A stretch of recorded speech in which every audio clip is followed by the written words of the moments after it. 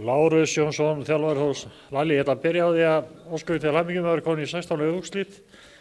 Þetta var auðveldur sigur en einhvern veginn fjara samt undan leiknum þarna á móti Snæfellingum í fjórða leikluta. Já, þetta var bara ágætisleikar sem allir fengu að spreyta sig og kannski bara komið, ég man ekki hvað, vorum 30 eitthvað stiga fórstu áður fórum inn í fjórða og svona náðu þeirra aðeins að svona saksa á þetta sem bara eðlilegt.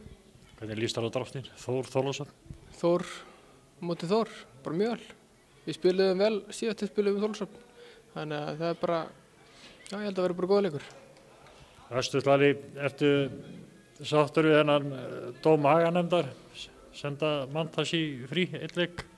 Ég er ekkert viss að aganefndin hafi verið sammála úrskurði dómarana, en meginreglun er svo að þeir geta ekki farið á móti úrskurði dómara og dómararnir voru beðnir aftur annað álit og þeir sögðu að það var ekki hægt að sýna fram á það að Mantas hefði ekki hitt hann, sem að ég myndi segja að væri bara allir sem horfa á þetta geta verið sammála að sé ekki rétt, en þeir bára fyrir sér hann hefði verið með sprungna vör, það gæti nú bara gert hvern sem var eða þá hann hefði bara bitið vörinu sjálf sér.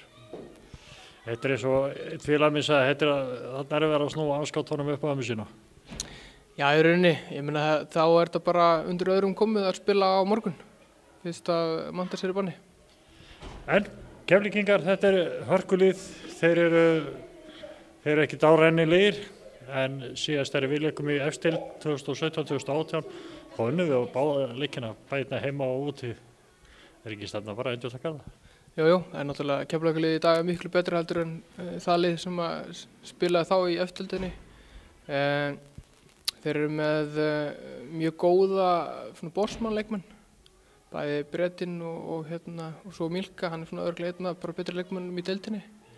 Og svo myndi ég segja að svona Hörður Axel, hann er líka örugglega bara einn af bestu íslensku leikmennum í deildinni og einn bara bestu leikmennum í deildinni. Menn að liði með manni svo harði í liði, þeir eru góða málum. Já, hann er mjög góður að stýra leiknum. Hann er leikstjórnandi sem er náttúrulega, hann getur skorað, en hann er náttúrulega fyrst og fremst að hugsa það að setja liðið upp og koma mönnum í ákjósanleg færi. Við förum brattir í leikinn. Sjálfsögðu, og nú er bara tækifæri fyrir aðra að sýna hvað í þeim býr fyrst að Mantas verður í banni. Hann verður bara á trommón. Já, hann verður trommón og upplifir það örugglega. Lali, gangi vel. Takk hérlega.